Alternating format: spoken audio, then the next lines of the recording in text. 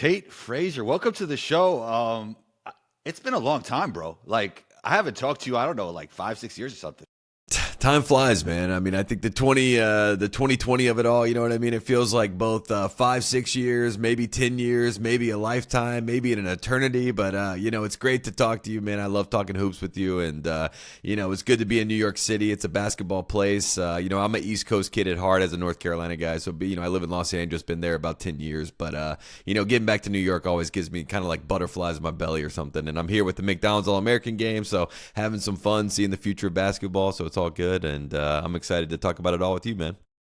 Speaking of the McDonald's All-American game, the East Coast, New York City, I would say New York is not happy that Kiyan has been snubbed. I agree.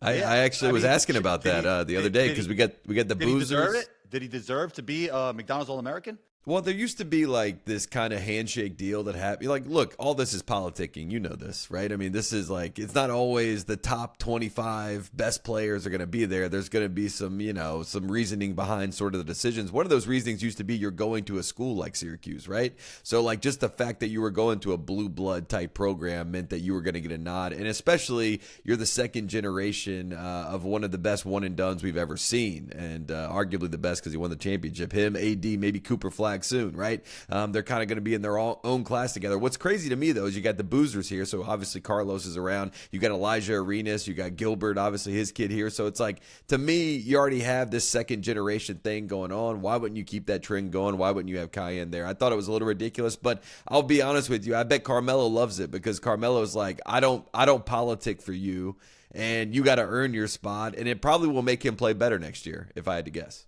Who is the committee? Who makes these choices? I'm trying to figure that out. Does anybody know?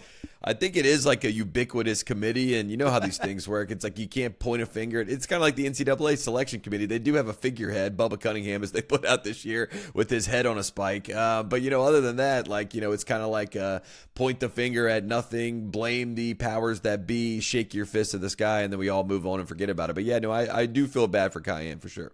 You learned anything about DYBANTSA's game, getting to watch him up close? Well, the first note on DYBANTSA, so I got to interview all these guys yesterday. I did like some rapid fire stuff, just got to kind of get their vibe a little bit. DYBANTSA, his dad came up to me after the interview, shook my hand, looked at my soul, stared right through me and was like, "Thank you for saying our name correctly. It's DYBANTSA." And you said it correctly as well, so shout out to you. But they have been announcing his name as DYBANTSA at every event here. Wow. At the shoot around, at the dunk contest last night, they're like, "An AJ DYBANTSA." It's pretty wild. And his dad is like obviously infuriated by it and thinks like someone's like playing some sort of twisted game on their family, I believe, and it seems like a very prideful guy. So that was nice. I got to talk to him a little bit. AJ's a nice kid for the most part, you know what I mean? But he's got the number one pick aura going on, so he's a little bit of a, he's Hollywood, he's a star now, so we know how that goes. But these kids in general, this class, one of the nicest classes of kids. Elijah Arenas is like going up to like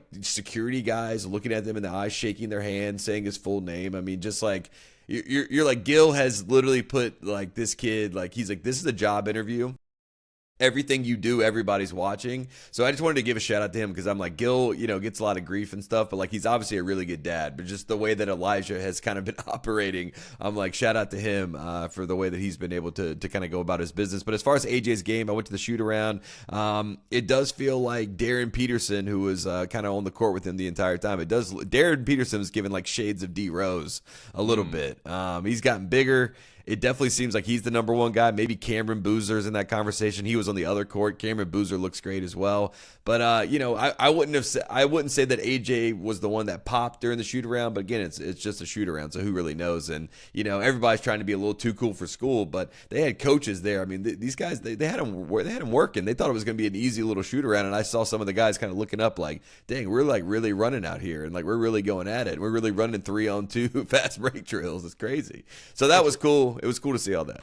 It's the anti-NBA All-Star game, maybe. Right. Maybe they're just like setting it up like, you guys are going to play hard now, and you're going to play hard during the game, because we don't want an NBA situation happening. Maybe 100%, 100%. And I like that they're laying the groundwork. It was also cool to shoot around, like who's in the gym. It's like, it's all the who's who in the NBA. I mean, it's kind of funny. It's like college coaches can't be here. So, I had some coaches know that I was there. They're like, how's my guy look, checking in, which is a strange rule. But then the NBA is there, which you would feel like would even be more of a strange situation. But it's like Brad Stevens sitting in the corner. He's like watching AJ DYBANTSA. And you're like, yeah, in 2 years, this kid's going to be in the draft. And these guys are getting their first look. So, all these executives are in the building and they get to see them in the shoot around. They see them in a closed scrimmage.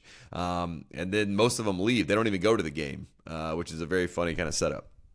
Transitioning from college, from high school to the college game, for sure. Obviously you spend all your time paying attention to college basketball. So how does it feel for you when people helicopter in saying, no Cinderellas, death of college basketball? But then you look at the people who actually cover college basketball and they're like, best Final Four ever. Mm-hmm. So which is true? Could it both be true? I don't know. Everything's crazy right now, Tate. Everything's crazy. I think we live in a world where it's either 100 or 0. You know what I mean? There is no middle ground. There's no nuance. And I think that's a perfect example of it. I just wanted to look for my own kind of thought exercise back at St. Peter's when they made the run. And all the tweets during the Elite Eight game against North Carolina was, this is ridiculous. This is an Elite Eight game. The problem with the tournament is that the best teams don't actually play each other late in the season, all this sort of stuff. So it's like, the same people that are helicoptering in to say it's bad that there's no Cinderellas also were saying it was bad that there was a Cinderella like St. Peter's and Shaheen Holloway in 2022. It's just either way, it's the death of college basketball for whatever reason. Like the higher powers of media have already decided that to be the case. The ratings don't show that. If you go to a game, the fandom does not show that. If you talk to someone that's casually, keeping up with their team, that confirms that they, the frustration I think was the lack of leadership in the sport, which is why we live in a world where they passed a bill for name, image, likeness, which was sort of the Olympic model, which we've all been saying the Olympic model is what college sports should always be. These guys should be able to make money on their name, image, and likeness. They passed that bill, and then we've done the loosest interpretation of it to then basically form a pay-for-play, unregulated model that is just ridiculous. So these are gripes that are fair. Like, these are gripes I would hear. And the fact that we celebrate, the same media is celebrating kids that are at an Iona that end up at a Florida, and they're like, great job that he got there. Or Mark Sears from Ohio to Alabama. Like Jeff Bowles, who was his coach at Ohio, I remember him saying that. He was like, I have never had a kid come into my office and thank me for the opportunity to go play for another team. Like, this is the ecosystem that we created by doing the loosest interpretation of the rules and having no oversight or leadership at the top, which has never really been much oversight or leadership, but now it's none because they know anytime they do anything, they get sued for it, the NCAA. So, there are reasons to have gripes with the sport. There are reasons to have questions with the game. And RevShare hopefully will help with it. But the fact that we have the 4 best teams that we've watched all year, and they're going to play each other in a collision course unlike anything we've ever seen. And 2008 is our only comp, and 2008 was incredible. And I would probably argue 2008, everyone's saying these are the 4 best teams ever. I mean, maybe it's my nostalgia, maybe it's my own mind or whatever. But Derrick Rose on Memphis with Chris Douglas Roberts, UCLA with Russell Westbrook, North Carolina with Tyler Hansbrough and his National Player of the Year, Kansas with the best front court, Darrell Arthur and Cole Aldridge. I mean, that Final Four is incredible, and we all remember it to be incredible. So, why do we think that this one's not going to be incredible when we have the 4 best teams and we have the future number 1 pick and the future face of American basketball in Cooper Flagg? I just don't really get it. I don't understand the MO to, try to disparage it. But like you said, it's people that helicopter in that aren't around, so you understand it at that level. But, Coward is actually – I saw Coward the other day kind of do what I'm doing right now, where he's just like, what do these people want? You know what I mean? And I think that's a fair ask. What do you want? Because it's ridiculous. Well, yeah, I also think that sometimes you just got to go for the take that gets the clicks. It's not even about if you really believe it or not. It's like, okay, this will do well, and I'm going to make myself believe it. I know, and that's like just not right either. And also, like, we also need to have a conversation. Like, I view myself more as like a host and a commentator, right? And I don't purport myself to be an insider. I'm not out here writing featured stories and like reporting out pieces. You know what I mean? And I think like there is a lane now where we've lost like the actual journalists, because the journalists that used to do that stuff now want to do the takes.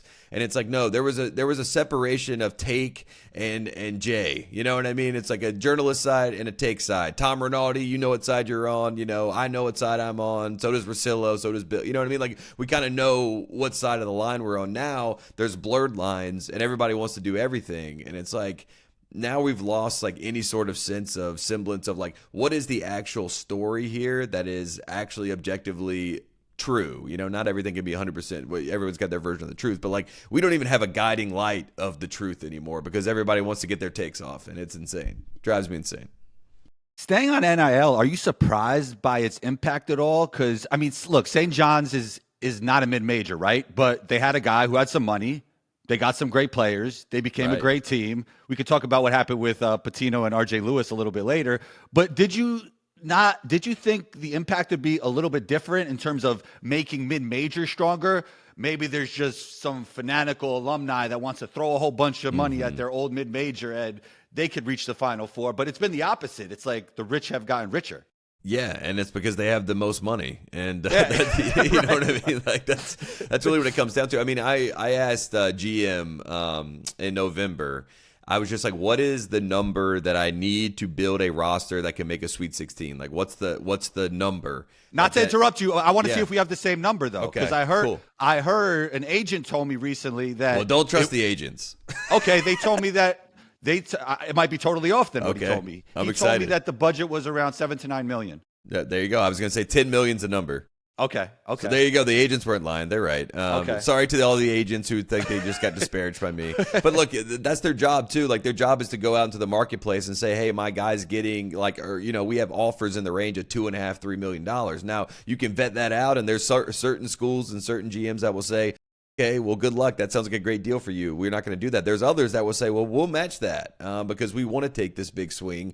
And again, the fact that you need those amount of millions of dollars to even contend and compete is the reason why we're in a frustrating situation, and the reason why we feel like we're in the haves and the have-nots. And the rev share should help, but what happens to the schools that don't opt into the rev share? Well, then they're going to be basically tiered out. It's going to be like a tier 1, tier 2 system in college. Not that like we don't have tiers already, because of course there's a Power 5 and there's a mid-major, and we already call them that. So we already kind of know what the game is. The problem to me, and what the scary part is like, once they have the numbers and the money to kind of back up we are in our own league, they're going to start the whole push to then form their own tournament, and then to cut out the conference champions of the Big West and the WCC and all that sort of stuff.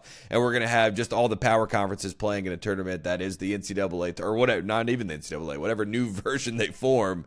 Right. And now we're going to lose the magic of something that, yes, corporations have definitely tampered with the magic of March, but somehow we've been able to still have a tournament that delivers despite all the corporate involvement, But I feel like we're getting to a tipping point, and if they don't figure out, I mean, I know everybody hates regulation, but like, you have to have something in place. Like, we literally have nothing in place, and the NCAA doesn't want to do anything. So it's the NIL of it all, the fact that they've been able to take name, image, and likeness deals and turn it into like a pay-for-play, over-the-table operation. Like, it's above board, but it's still insane, and they got to fix it in some way.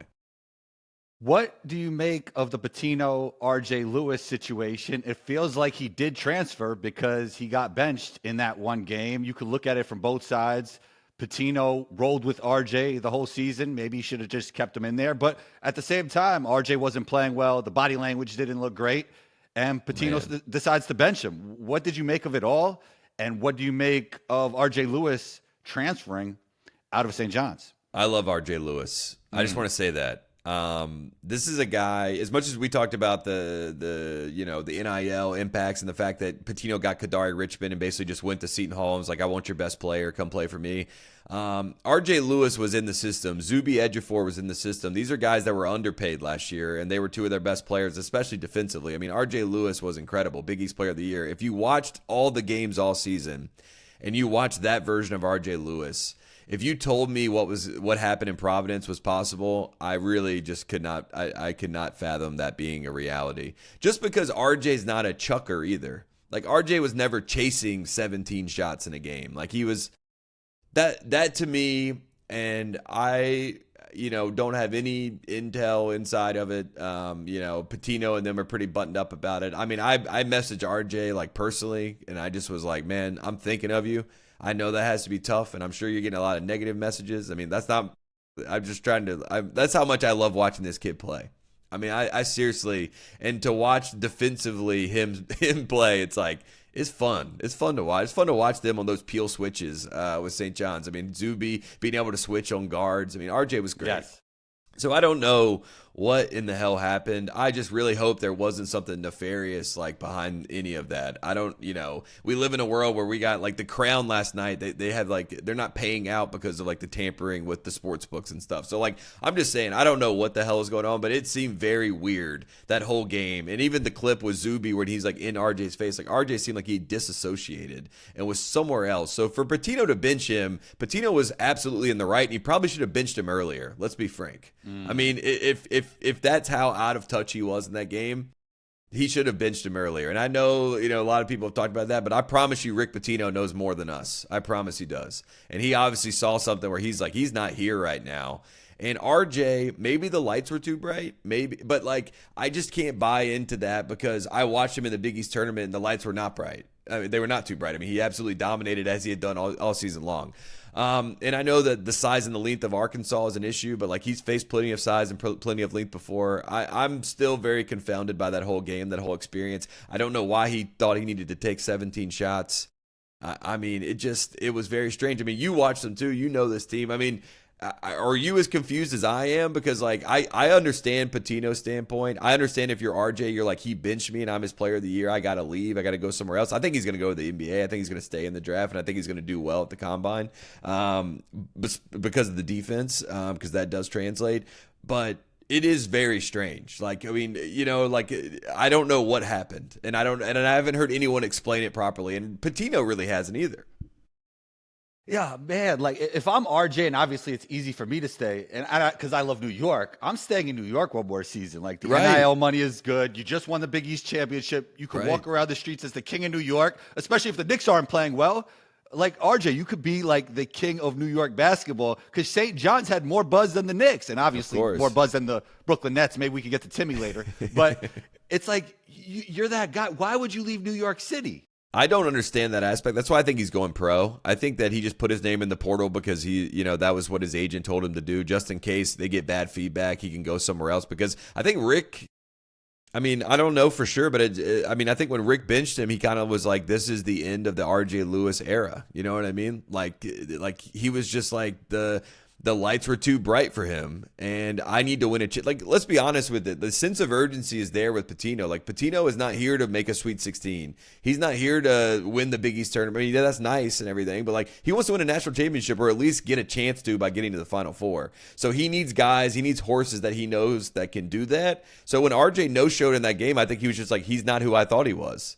We move. Whoa. You know what I mean? Yeah. Whoa, that's wow. After being with him a whole season? I honestly, in real time, but like, I mean, those decisions are already kind of made because, RJ's thinking about going to be a pro anyway. So you're just like, I don't have to worry about his feelings in this moment. I just have to try to win this game. And if we do somehow win this game, then we'll deal with that after the fact. I'll have a conversation with RJ and we'll be better for the next game. You know what I mean? But like, He was coaching for his life out there, which kind of shows like how desperate Pitino is, which is why if you're a St. John's fan, you're like, this is great that Rick is this desperate and will do anything to win a game. Yeah, NIL, transfer portal, it made, like, I'm sure St. John's fans should not be complaining about this, right? Like, St. John's wouldn't be here if it wasn't for that. Well, and they're getting Bryce Hopkins from Providence, who basically just admitted that he sat out this season at Providence to rest up and get back to 100% so that he could go play somewhere this season. He got a great deal to go there. He's a really talented player.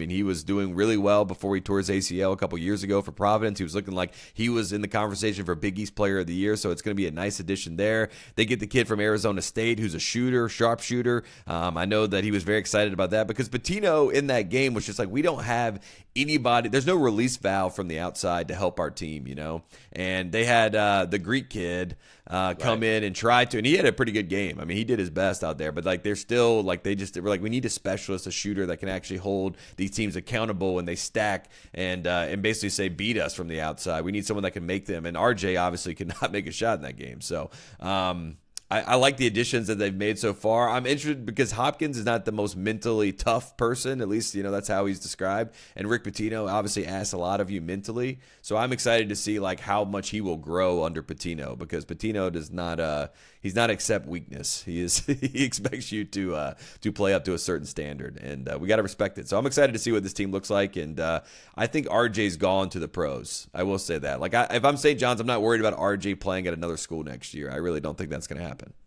All right, let's shift to the Final Four. Duke, the most talked about team. Cooper Flagg, I feel like he's not talked about enough. Is he underrated at this point? Thank you. I'm right there with you. I mean, look, I'm a Carolina alum. I love North Carolina. I've had to be like, unfortunately, one of the few people in this meeting, which goes back to the takes of it all, like we were talking about.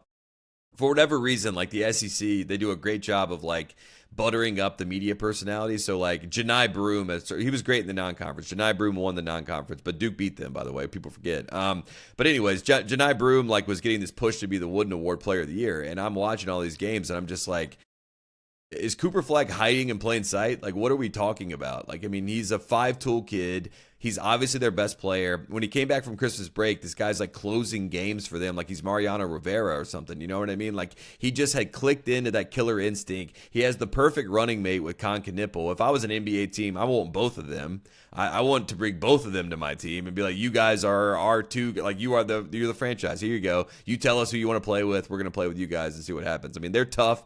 They John Scheyer has ticked it up another level. I mean, in the offseason, they lose to NC State in the Elite Eight. That was embarrassing. I mean, if you live in the Triangle, everybody knows that's embarrassing. You can't lose to State and let them go to the Final Four. If you're Duke or Carolina, that's just like not something you can live with. So, I mean, he goes in the offseason, he gets better. The scouts that they have, like Duke's not only the most talented team, like they're the most prepared team.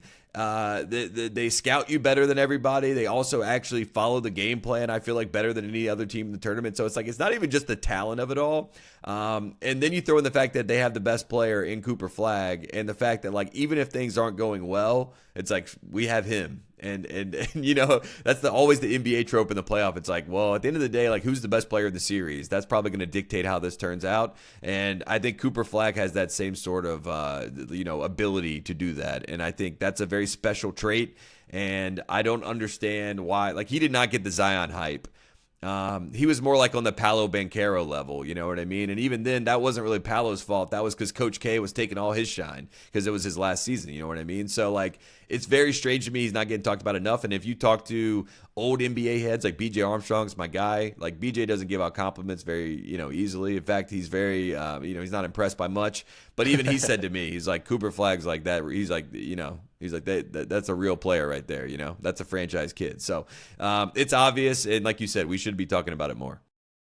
Do you think he's a potential MVP level player, 1A guy? It's interesting because a lot of the NBA comps are like to the best Robins ever when we're talking about Cooper Flagg. How do you feel about that? My thing is, like, if Cooper Flagg had Cam Thomas's ISO scoring ability, he'd be the greatest NBA prospect ever. Maybe that's one thing he could work on a bit, but how do you project his game looking at the NBA level? Well, I think the fact that he basically plays point forward already when they need him to down the stretch, I think that's very encouraging, because in the last 4 minutes of an NBA game, when it really matters, when it's nut crunching time, as Michael Jordan liked to call it, I think this kid wants the basketball. I think he enjoys having the ball in his hands, and I think those are signs to me. Again, go back to the Red Auerbach test. Like, do you want to be great?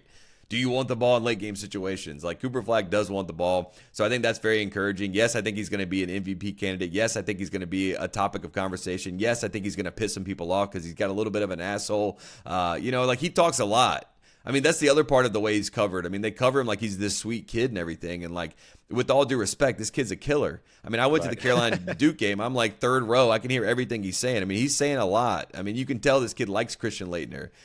You can tell that like he's going to rub people the wrong way in the NBA. I could see him and Giannis having a dust up like in a heartbeat. You know what I mean? Like that's the type of kid that Giannis is really going to hate, but he's going to also respect. So I think Cooper is a franchise guy, MVP level guy. I think you're right, but like, you know, LeBron got compared to Scottie Pippen early on. You know what I mean? It's like, it's funny. You know, it's like we call them Robins, but they're really just great players. And, you know, I think Cooper's a great player. I think a team will invest in his skill set. They'll put the right people around him. And my only concern if I was an NBA team that's not the Celtics is that he would leave me to go to the Celtics, because it sounds like he's like a diehard Celtics kid. Have you seen the fake Jaylen Brown for Cooper trades? I mean, I don't know if they're fake.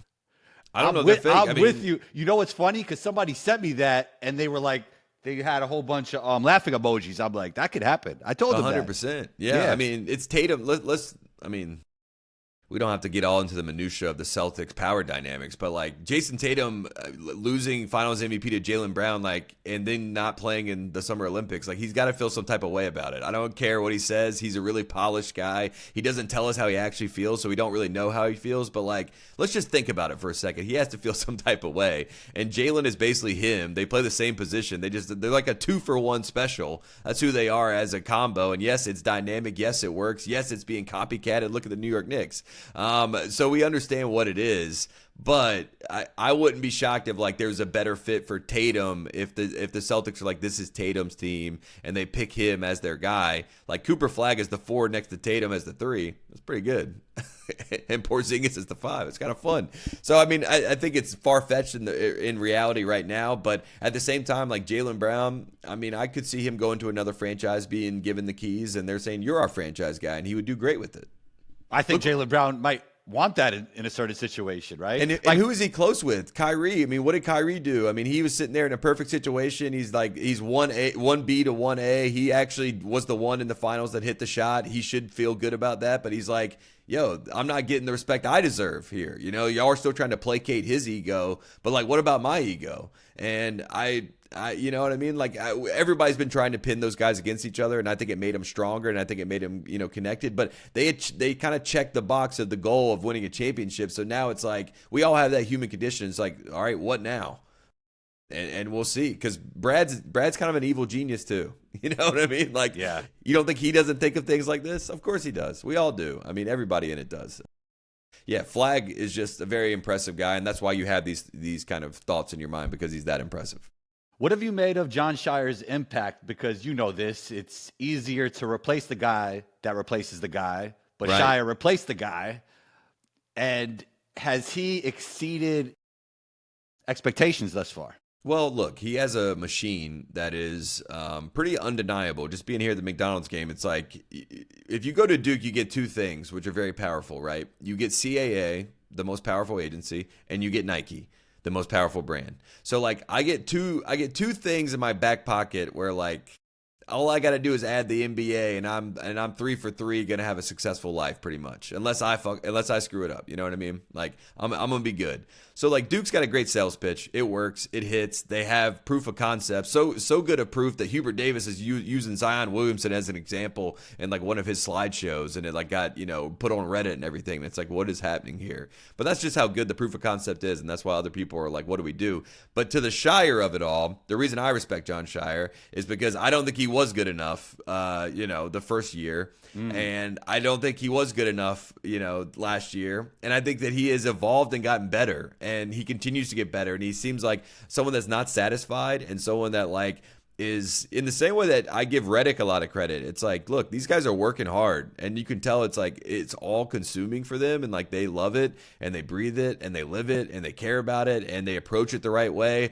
And the results are the results. And I think you can see that Jon Scheyer, I mean, he got to his first Final Four. He's under 40. It's cool that him and Golden are both under 40, and they're in the Final Four. Just talking about the future of the sport. It's really cool. We've been waiting for the next generation, so it's cool that Scheyer is a part of that generation. I'll be honest with you. I think that K kind of hung on on for like 3 years, probably longer than he probably should have. And Scheyer was doing a lot of work for him. So I think Scheyer got a lot of work in. He had the relationships, and he had the right relationships with like, you know, the Andrew Slaters of the world that were going to make sure that, you know, he got the right contacts of the right people, and they were going to go to his school, and, you know, it was going to be all good. So he's gotten better as a coach. He already had the infrastructure. You put those two things together. He's not an unlikable guy either, so I feel like a lot of people are rooting for him. I mean, look at like Andy Katz doing an interview with him. He looks like he wants to make out with him. You know what I mean? He's like, I love this guy. Like, you know what I mean? Like, this is like he's endeared himself to the people. You know what I mean? Like, he's a great story. His NBA story is tragic. You know what I mean? The guy almost went blind. He almost got his eye poked out in a summer league game, and he was going to be a good player. He won a national championship. So, like, the Jon Scheyer arc, you know, it's a story of perseverance. Also, like, if you know people that have been around him, they're like, he's a great leader. I've heard him speak to people. He looks you in the eye. He remembers what you tell him. He says your name back to you. You know what I mean? Like, he does all these things. He's not a narcissist. Of course. And in a world where like we have too many narcissists and too many people that want to hear themselves bloviate, you know, it's nice and refreshing. And look, that's why, you know, people come to me all the time. Even the McDonald's game, people are like, "Man, your heels, man. Oh man, you're sorry." You know what I mean? Like, everybody's doing that whole thing, and like, you must be sick right now. And it's like, I can't be sick when it's just like blatantly better, you know. And obviously, like, I'm covering the sport, and I have been for about 10 years now. So I'm like, you know, I've been in I've been to Kansas, I've been to Arizona, I've seen all these other programs, and Indiana, and I kind of know like what makes them tick, and I appreciate all the individuality of all these programs, all the distinct natures of all of them. And Duke, you just have to respect that they're just doing it better than everybody, and they're doing it kind of in a blue collar way a little bit, because like, they're scouting you better, and they're kind of out hustling you. You know what I mean? It's like, what happens when the most talented team out hustles you and gives extra effort? You know, it's like, well, they're going to win. And that's what Duke's doing. And that's why I think they're going to win it all. And when you look at the size of the starting lineup, it has to be taller than the average NBA starting five, right? It's like 6'6" and up, and you got a 7'1" dude. And it's like, that's why I don't know. Houston has won 17 in a row, but I don't think their defense could stump Duke, because even if they play great defense, Duke is just bigger, more athletic, more talented. It's really the three-point shot for Houston. Houston is they were number one in the country. Their starters are 42% as a group from the outside, and that's kind of how Baylor won their title in 2021. As a starting group, they shot 41% from three. And it's funny, they actually have done the same drill. So Scott Drew, they had a 10-minute drill. I'm sure you know this 10-minute drill, where like at the end of practice, they're just like putting up as many shots from the three-point line as like it's kind of like it's free-flowing, you know, freelance. But again, we're trying to put up as many threes as possible. We have the scoreboard, and we're just adding up the numbers, and we're trying to get the numbers up. And it's just kind of like a fun game to do. But again, we're taking so many threes that we're just naturally going to get better shooting threes. Yes. And so as a team, they've been doing that. Baylor did it in 2021, and then they go win the national championship. And it is the great equalizer. And I do think Tugler is like, yes, he's not tall, but he's wide. And like, that's what the Houston Duke matchup is. It's like width versus height. And it's like, yeah, true. It's kind of funny to see like what works. And I do feel like if there is like basketball gods and they have a council, we were talking about what is the committee, like with Shed going down last year, I did feel like Houston was on their way to a Final Four before Shed went down, and then NC State kind of steals their spot with their kind of Cinderella run. But like, maybe there's some karmic energy in the air in Texas. A lot of Houston fans in the building. Jim Nantz will be there. Maybe Houston gets hot from the three-point line. Duke is struggling a little bit against that width, against the length of this team, passing the ball, running their sets. They're not able to use their verticality as much as they thought they would, and it goes Houston's way. But that would be like, did you hear how many things, conditional statements I had to map out for Houston to win? Like, right. That's the issue. That's why it's like, you know, everyone's like, why do you keep picking Duke? Are you trying to reverse jinx them? I'm just like, no, I do the thought exercise of like, what would have to happen in this game for them to lose? And like, there's so many things that it just feels like, oh yeah, Duke's going to win, you know? And it's like, I do that every round with every matchup. I think Florida is probably the best matchup left. Maybe Auburn, just because like they've already played them, and maybe Auburn, like, you know, has a little bit on them or whatever. But I would think Florida is their best matchup, but maybe Houston can, like I said, swing a game from the outside. What does Auburn have to do to beat Florida? Great question. I think Janai Broom, that was like the Willis Reed. They were saying it was like a Willis Reed moment where he, goes out in that game. It looks like he's hurt. I never see an injury like that in my life where it's the elbow and the knee.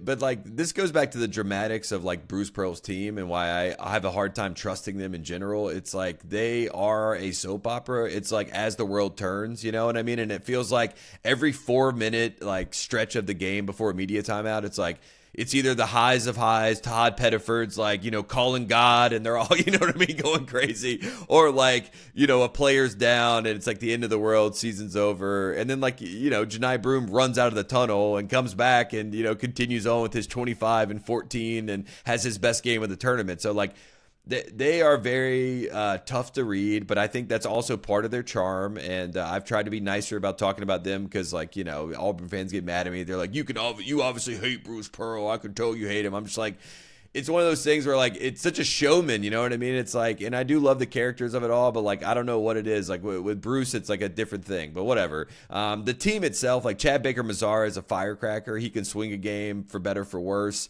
I think Todd Pettiford has obviously made his statement. He's been incredible. What do you think about him as an NBA guy? Like, I mean, why would we not think about him in an NBA context? You know what I mean? Like, yeah, I'm confused why he's like, I saw he was like second round or something. I was like, okay, whatever. That's a mistake. Yeah, I think it's a mistake. I feel like maybe the older guard in the NBA would say, like, who's he guarding when the playoffs roll around? Right. That's the only real question. But, man, he's so dynamic as a scorer and an offensive player. And he does make his mistakes, but what he does outweighs his mistakes, what he does well. Yeah, and he's also like he's got a point guard brain, but he's got like that scorer, kind of talent, which is basically what you have to have now to be a point guard in the NBA. And if he's your point guard and like the rest of your team is like, Scotty Barnes of the world, I feel like, you know what I mean? Like if he's going to be your guy, you can construct a roster around him, behind him to basically make like up for the physical limitations. Like a Trae Young type situation, even though he's different. Yeah. Right. It's the same. But it's a similar thing where it's like if you do invest in Pettiford, you know that you're going to have to figure out on the back end. But there's plenty of teams that would do that. You know what I mean? And that we have so much size in the league anyway that like you can find the guys on the wing, and build the roster accordingly. And guys like Malawach are coming up in this draft. You know what I mean? If you have a Pettiford with Malawach behind him, you're good. Like no worries. He could help the Lakers, by the way. Oh yeah. I think the Raptors are going to get him at like 7, right? I mean, that feels like the most Raptors pick ever. Oh, yeah, exactly. Yeah. I'm like, that is just like a match made in heaven to me. But that's the other part. Like, the top 15 in this draft are all college kids. So like, for anybody that's hating on college and being like, there's a lot of NBA holes, as I like to call them. They're just like, I can't watch college. It's so bad. It's so bad. I'm like, well, I would say the aesthetics of it have gotten a lot better. Watch BYU Alabama and tell me that's not a great game to watch. You know what I mean? And like, look, that's obviously its own space, and there's 2 NBA minds that are coaching that game with Nate Oates and Kevin Young, but it still is like a really good product. And I do think that the college exaggeration from the NBA people is like their own insecurity for their own game, and like it's their way to almost like hurt people, you know what I mean? Like, so it's like their way to attack. It's like, okay, I'm upset about the NBA. Let me attack college. It's like, okay, why are you doing that? Stop, please. Well, some of the pundits say the NBA isn't balanced enough, and I feel like college basketball does have balance now. We still see a little bit of post-up game, not a ridiculous amount. We even see with Florida, there's an analytic component to it. There's a mid-range game. How about Houston and hand checking? I mean, Houston hand checks the entire game. Like they guard like they're the 90s Bulls. You know what I mean? They pick you up full court. They literally hand check the entire time, and they don't get called for it. And that's the other thing with Houston. It's like if they let them hold and hand check and play physically, like they can beat anybody. and that's like old school NBA. You know what I mean? I even had some guys at the shoot around that were saying that to me. They were like, I watched Houston the other night. I like Houston. Like, they reminded me of like real defense. I was like, yeah. I mean, these guys are hand checking, pushing, holding, grabbing, throwing. I mean, it's like a old before 2005 NBA basketball style. What's your favorite storyline of this Final Four? Whew, that's a great question. I mean, I think that the obvious main storyline is the main character from Maine, Cooper Flagg. I think that if he goes and wins a national championship, now we have a real conversation of like what is the greatest one and done story, because AD, I feel like right now kind of is. And even though people don't act like he is, it's like Anthony Davis, looking at that roster, I mean, he took a bunch of bums and won the national championship by himself, and he didn't even win it on the offensive end. He won it on the defensive end, which is even more insane. Maybe even more impressive, some would say. But if Cooper Flagg is able to get this done, it's Carmelo, it's AD, and even though Carmelo kind of did it before we had one and done, he still gets kind of grouped in there. But it's like Carmelo, AD, Cooper Flagg. Those are the holy trinity of like guys that came into college, they're one and done, they're hyped, but they actually won, and they did it as the best player on their team, which is like a very special group. So I think that's to me like the most fascinating thing. Like, what is the ceiling of the Cooper Flagg story? Because right now we don't know, like we don't see any roof or anything. You know what I mean? It's just like sky's the limit for Cooper Flagg, and I feel like that storyline of like, can he show us that he is who we thought he was? That is fascinating, and I think he definitely can. So I think that has to be the number one story. All different points of their career. DYBANTSA, Cooper, Cade Cunningham. If you're a GM, which one of these players are you taking to start your NBA franchise? Cooper. I think Cade. So? I think Cade. Cade would probably be my answer right now. But like, if I'm like starting a franchise, I would probably say Flagg. Well, I can market Flagg. Let's just be frank. We can market Flagg. And two, like there's just a certain level of like that killer instinct. Like Cooper Flagg expects to win championships. I mean, like there's not always that fire in your belly. It's just like not. And I talk to a lot of these top players, you know what I mean? It's interesting to see, like, I asked all these kids like their top five, and it's like people, places, things, no rules. You just give me your top five, and I'm like, I'll give you mine. It's Michael Jordan, it's Tiger Woods, it's Natalie Portman, it's Steve Martin, and then it's Christopher Nolan, and then like these guys are like, oh, and they start giving you yours, and then like some have basketball players, some have just the game of basketball, some don't even mention basketball, like you kind of see like, but Cooper Flagg's would be like to win championships in the NBA, you know what I mean, for the Boston Celtics. Like he has a definite plan, and like to me, when somebody has like their own predetermined destiny and they have the skills to back it up, I love it. I love the story. I think you can sell the story, and I love Cade. I just want to say that too. I mean, Cade's one of my favorite players, so I mean, no shade to Cade, but I think of those three, it would be like Cooper 1A, Cade 1B, and then like DYBANTSA would be like C option. You know what I mean? Like I think he would be further down the list. You're really leaning into this Cooper Boston thing, and it's interesting. LeBron said, "Look, I went to Cleveland. Wemby goes to the Spurs, so maybe this is a real NBA thing. Like people go where they're supposed to be." If I'm Adam Silver, I mean, look, David Stern. David Stern would have definitely, if he knew that this was a thing, he would have already like basically told whoever is going to get the number one pick that they should, try to make a trade for Jaylen Brown, and the wheels would be in motion, and we'd have some fun. But yeah, I mean, Cooper, no matter where he goes, he's going to be really good. I know Joe House, our guy, wants him in DC, so the Wizards would be very happy. I think that would be a strange fit, but it would be a fun front court. They should recreate that John Henson, Giannis, Larry Sanders photo where they have the wingspan across the whole court. That's what they should do if they draft Cooper Flagg, because that would be good. All right, before we get out of here, I have to ask you, what's more likely? Steph Curry eventually going to the Hornets or Jay Wright eventually coaching the New York Knicks? Oh, man. I just feel like Steph might even sign like a 10-day, like I just take a picture in the jersey. I saw the Walt Frazier. He was like in his 50s and he was signed with the Knicks. I think it was an April Fool's joke, but yeah, but it's like that kind of thing. I feel it might even be an April Fool's joke. Like right. Steph might have already retired when he does this, and he's like 41, and they announce like we've signed a new shooting guard, to a 10-day, and it's Steph Curry. Like I do think he's gonna do, because he loves Charlotte so much, and like Charlotte's such a part of Steph's journey. Like I don't think his career works without like being kind of like in that private school in Charlotte and having like a community that really protected him and championed him and cheered him on. And like his own family was like, he'll never play in the NBA. And like this community around him was like, no, he's special. And then like he got more and more confident and he became who he became. So I do think he'll go back to Charlotte. And I do think Jay Wright's got the best gig in the world, man. Go on TV. Let Seth Davis talk and say nonsense, and then you can come in and say like what's actually happening, and then you go home and go to sleep. I think the Knicks is a pressure-filled job. I mean, look at our guy Tibbs. Tibbs is, I mean, he's fighting for his life out there every single day. I think Jay Wright doesn't want to deal with that. But I would have to say Jay Wright would make the Knicks better. You think? I don't know. I'm a Tibbs Yo, guy. First of all, Jay Wright's 10-year run is one of the greatest ever in college basketball history. Agreed. I mean, look, I love Jay Wright. I think Jay Wright is a one of one. I do think that like the Villanova like blue blood status was stamped by Jay Wright, and they kind of like, unfortunately he left, and then things got off the the rails real quick, and Kevin Willard now is their head coach, which is its own storyline or whatever. But yeah, Jay's very likable. I think it's also scary for Jay. It's like, I'm such a Philly guy that like if I do this New York thing, like I might lose some of my Philly cachet. Even if they bring DiVincenzo back and they got the whole Nova thing going. I know that. I mean, obviously they already have their issues in Philly with the Villanova Knicks. I mean, there's already been conversations, and it really is their own fault because like they had Bridges, they drafted Bridges, and then they traded him immediately. So like they've created this evil world that they live in. But yeah, I wonder. Like, I would love to get Jay like at dinner with Raftery and just be like, does he really still want to coach? I wonder. I feel like all the greats do. Yeah, I agree with that. Yeah. Like, it's hard to be outside of the arena, especially like talking about it. But like, I wonder if Jay is just like, I don't know if I want to like put myself in that position again. He wants to. I mean, they all want to. It's like, do you want to put it in that kind of time, right? That's just, it's like, how much do you want it, Yeah.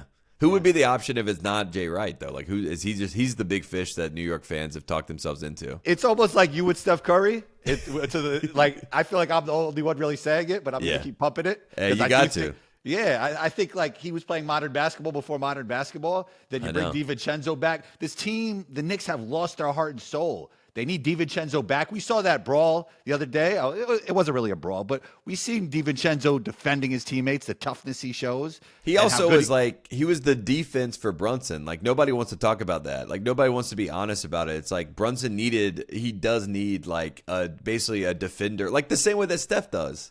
Like Steph needs Draymond, or Clay.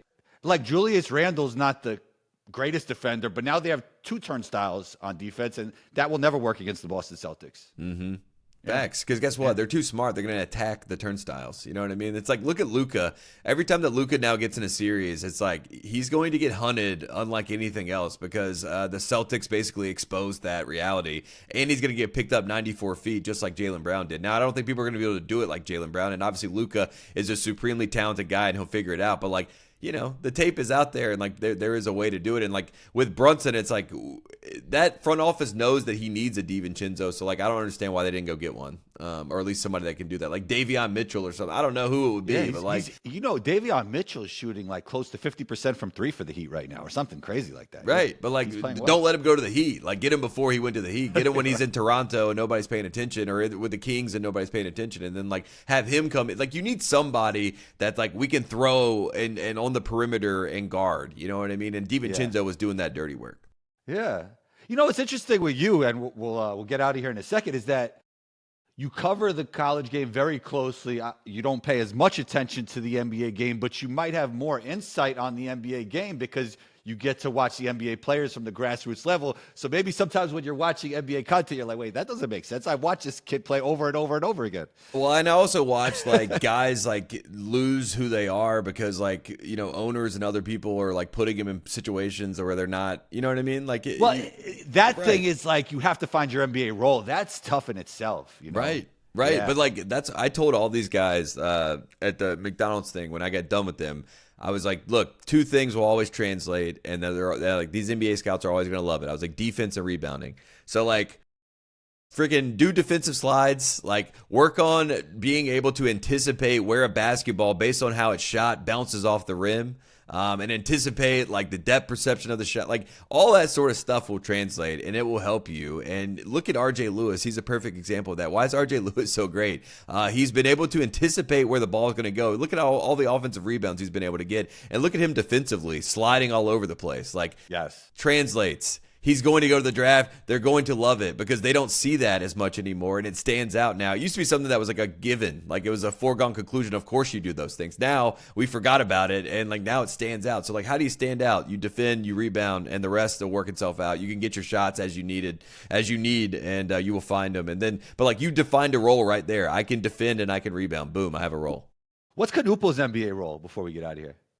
I mean, that's a fact. I mean, I think he's a two guard, and I think he's kind of like what Cam Spencer is with the Grizzlies. Not to make it like 1-to-1, but I do think it's like very similar to that, where he's kind of like he's a bulldog defender that knocks down threes, and then also kind of just like is the mental makeup of your team. Marcus Smart, you know what I mean? He's like kind of that kind of guy, you know what I mean? And I think he will slide right into any team. And if I was like the Thunder or someone, I'm like, yeah, I want him. You know, we need another like MFer in this locker room. Like that's who he is. Like we just want him, and I think he will be great. I think he'll be a top 10 pick too.